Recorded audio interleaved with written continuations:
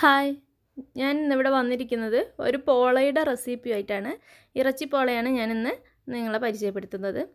അപ്പം വളരെ എളുപ്പമാണ്, ടേസ്റ്റിയാണ്. നമുക്ക് ഇതിലേക്ക് വേണ്ട ഫില്ലിംഗ് ഒന്ന് റെഡിയാക്കി എടുക്കാം.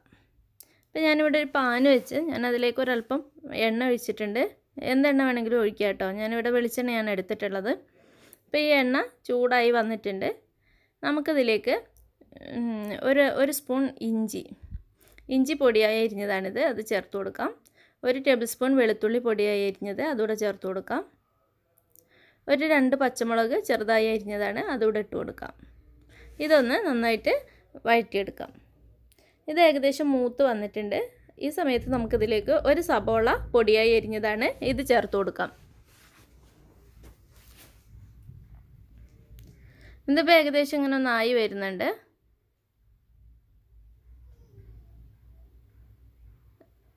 നന്നായി ഒന്ന് വഴണ്ട് വരട്ടെ. ഈ സമയത്ത് നമുക്കിതിലേക്ക് 2 തണ്ട് കറിവേപ്പില ഇട്ട് കൊടുക്കാം. ഞാനിപ്പോൾ കറിവേപ്പില ഇട്ട് കൊടുത്തിട്ടുണ്ട്. ഒന്നുകൂടെ വഴറ്റാം നമുക്ക്.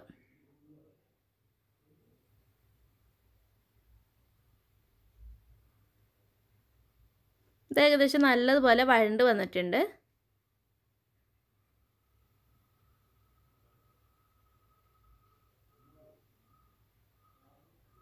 നമുക്കിതിലേക്ക് മസാലപ്പൊടികൾ ഇട്ട് കൊടുക്കാം.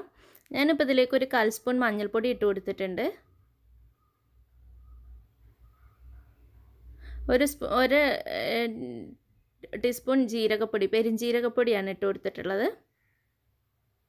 പിന്നെ ഇതിലേക്ക് 1 ടീസ്പൂൺ കുരുമുളക് പൊടി ഇട്ട് കൊടുത്തിട്ടുണ്ട്. 1 ടീസ്പൂൺ മുളക് പൊടി ഇട്ട് കൊടുത്തിട്ടുണ്ട്. മുളക് പൊടി ഞാൻ പിരിയൻ മുളകിൻ്റെ പൊടിയാണ് ഇട്ടിരിക്കുന്നത്, അതുകൊണ്ട് തന്നെ നല്ല കളറുണ്ട്. ഇതെല്ലാം ഇനിയും നന്നായിട്ടൊന്നുകൂടെ വഴറ്റിയെടുക്കാം. ക്ഷമിക്കണം, ഇതിലേക്ക് വേണ്ട ഉപ്പ് ഞാൻ നേരത്തെ ഇട്ട് കൊടുത്തിരുന്നു കേട്ടോ. ഇനി ഇതിലേക്ക് ഞാൻ ഉപ്പും കുരുമുളകും മഞ്ഞളും ചേർത്ത് വേവിച്ച് വെച്ചിരിക്കുന്ന 150 ഗ്രാം ബീഫാണിത്. വേവിച്ച് കൈകൊണ്ട് പിച്ചിയെടുത്തതാണ്. മിക്സിയിലിട്ട് അടിക്കൊന്നും വേണ്ട, ജസ്റ്റ് കൈകൊണ്ട് പിച്ചിയാൽ തന്നെ വരും. നന്നായിട്ട് വെന്തതാണിത്. ഇത് ചേർത്ത് കൊടുക്കാം. ഇനി ഇത് നന്നായിട്ടൊന്നുകൂടെ മിക്സ് ചെയ്ത് കൊടുക്കാം.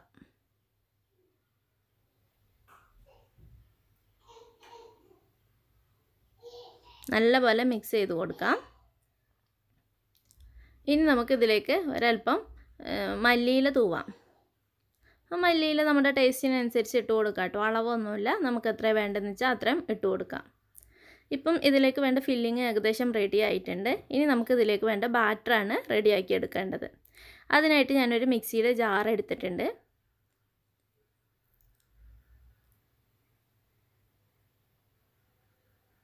ഇതിലേക്ക് ഞാനൊരു 4 മുട്ട എടുത്തിട്ടുണ്ട്. നമുക്ക് ഈ 4 മുട്ടയും പൊട്ടിച്ചൊഴിക്കാം. ഇതിലേക്ക് പിന്നെ 1 ഗ്ലാസ് പാലാണ് എടുത്തിട്ടുള്ളത്. പിന്നെ ഒരു 5-6 കഷ്ണം ബ്രെഡിൻ്റെ സ്ലൈഡ്സും എടുത്തിട്ടുണ്ട്. നമുക്കിതെല്ലാം കൂടെ ഒന്ന് ബ്ലെൻഡ് ചെയ്തെടുക്കണം. മുട്ട ഞാൻ പൊട്ടിച്ചൊഴിക്കുകയാണ് ഇതിലേക്ക്. 4 മുട്ടയും ഇതിലേക്ക് പൊട്ടിച്ചൊഴിക്കാം.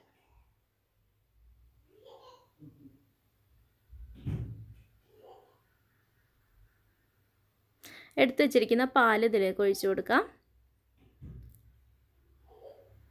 പിന്നെ ഇതിലേക്ക് നമ്മൾ എടുത്ത് വെച്ചിരിക്കുന്ന ബ്രെഡ് ഞാനൊരു 6 പീസ് എടുത്തിട്ടുണ്ട്. ബാറ്റർ നോക്കി തിക്കാവുന്നത് വരെ നിങ്ങൾ കൂടുതൽ ചേർക്കണം. മുട്ടയുടെ വലിപ്പത്തിനനുസരിച്ചായിരിക്കും തിക്നെസ്, അതുകൊണ്ട് നിങ്ങൾ കൂടുതൽ ചേർക്കണം. പിന്നെ ഇതിലേക്ക് 1 സ്പൂൺ കുരുമുളക് പൊടി, 1 ടീസ്പൂൺ, 1/2 ടീസ്പൂൺ മഞ്ഞൾപ്പൊടി,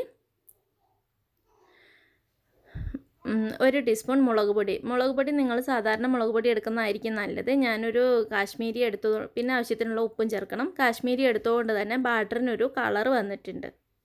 ഇപ്പോൾ ഈ ബാറ്റർ ഇവിടെ റെഡി ആയിട്ടുണ്ട്. നമുക്കിത് എങ്ങനെ ചെയ്തെടുക്കുന്നതെന്ന് നോക്കാം. ഞാൻ ഇതുപോലത്തെ ഒരു പാൻ എടുത്തിട്ടുണ്ട്. പാന് ഒന്ന് ഗ്രീസ് ചെയ്തെടുത്തേക്കുവാണ്. ഞാനൊരു ബട്ടർ പേപ്പർ വെച്ചിട്ടുണ്ട്. ഉണ്ടെങ്കിൽ നിങ്ങൾക്ക് വയ്ക്കാം, അല്ലെങ്കിലും കുഴപ്പമൊന്നുമില്ല. ഈ ബാറ്റർ നമുക്ക് പകുതി ഇതിലേക്ക് ഒഴിച്ചു കൊടുക്കാം. നന്നായിട്ട് എല്ലാ ഭാഗത്തും ഒരുപോലെ വരുന്നത് പോലെ ഒഴിച്ചു കൊടുക്കാം. ഇനി ഇതൊരു 10 മിനിറ്റ്, ഒരു 8 മിനിറ്റൊക്കെ ചെറിയ സിമ്മിലിട്ടിട്ട് ജസ്റ്റ് ഒന്ന് വേവിച്ചെടുക്കാം. നന്നായിട്ട് വേവണ്ട, ഒന്ന് വെന്ത് കിട്ടിയാൽ മതി. അപ്പം ഇത് നമുക്ക് അടച്ചു വെച്ച് ഒരു 8 മിനിറ്റൊക്കെ നോക്കാം. ഇതിപ്പോൾ ഒന്നിങ്ങനെ മേൽഭാഗം മാത്രമേ വേവാനുള്ളൂ, ബാക്കി എല്ലാ ഭാഗവും ആയിട്ടുണ്ട്. ഇനി നമുക്കിതിലേക്ക് നമ്മൾ എടുത്തു വെച്ചിരിക്കുന്ന ഫില്ലിങ് ഇട്ട് കൊടുക്കാം. ഫില്ലിംഗ് ഇട്ട് കൊടുക്കുമ്പോൾ ശ്രദ്ധിക്കണം, സൈഡിലേക്കൊന്നും പോവരുത്. നടുഭാഗത്ത് മാത്രമായിട്ട് സൈഡിൽ നിന്ന് ലേശം അകത്തേക്കാക്കിയിട്ട് ഇട്ട് കൊടുക്കണം ഇതുപോലെ. ഇത് നമ്മളൊരു കേക്കിൻ്റെ പെർഫെക്ഷൻ ആയിരിക്കും ഉണ്ടാവുക. കട്ട് ചെയ്യുമ്പോൾ അകത്ത് മാത്രം ഫില്ലിങ് കാണുന്ന പോലെ. അതുകൊണ്ട് തന്നെ ഇപ്പോൾ പുറത്തേക്കൊക്കെ വന്നു കഴിഞ്ഞാൽ കട്ട് ചെയ്യുമ്പം ഒരു ഭംഗി കാണത്തില്ല. വേറെ കുഴപ്പമൊന്നുമില്ല, ഭംഗി ഉണ്ടാവില്ല. അതുകൊണ്ടാണ് ഇങ്ങനെ ചെയ്യാൻ പറഞ്ഞത്. അപ്പോൾ ഇതെല്ലാം ഇതുപോലെ നല്ല എല്ലായിടത്തേക്കും ഒരുപോലെ ഇട്ട് കൊടുക്കാം. ഇനി നമുക്ക് ബാക്കിയുള്ള ബാറ്റർ ഇതിൻ്റെ മുകളിൽ ഒഴിച്ചു കൊടുക്കാം. അപ്പോൾ ബാറ്റർ ഒഴിക്കുമ്പോൾ ആദ്യം സൈഡിലൊക്കെ ഒഴിക്കണം. സൈഡ് നന്നായിട്ട് കവർ ചെയ്തെടുത്തതിന് ശേഷം മുകളിലേക്ക് ഫുൾ ഒഴിക്കാം. ഇപ്പോൾ എല്ലായിടത്തും ഞാൻ നല്ലതുപോലെ ഒഴിച്ചിട്ടുണ്ട്. ഇനി ഇത് നമുക്കൊന്ന് വേവിച്ചെടുക്കാം. ഇത് ഞാൻ അടച്ച് വെച്ച് ഒരു 20-25 മിനിറ്റ് വേവിക്കണം. അതുപോലെ തന്നെ ഞാനിതിന് ഒരു പഴയ പാന് വെച്ചിട്ടുണ്ട്. ആ പാനിലേക്കാണ് ഈ പാന് കയറ്റി വെച്ചിരിക്കുന്നത്. അത് കാര്യം അടി കരിഞ്ഞു പോവാതിരിക്കാൻ വേണ്ടിയിട്ടാണ്. ഇനി ഒരൽപ്പം മല്ലിയില കൂടെ തൂവി മുകളിൽ വെറുതെ മല്ലിയില തൂവി ഒന്ന് അടച്ച് വയ്ക്കാം. ഒരു 20 മിനിറ്റിന് ശേഷം ഇത് ഏകദേശം വെന്തിട്ടുണ്ട്. ഒന്ന് സ്ക്യൂസ് ചെയ്ത് വെക്കുക. അപ്പോൾ ഇത് ഏകദേശം വെന്തിട്ടുണ്ട്. മോൾ ഭാഗം മാത്രം ഒന്ന് വേവാനുള്ളൂ.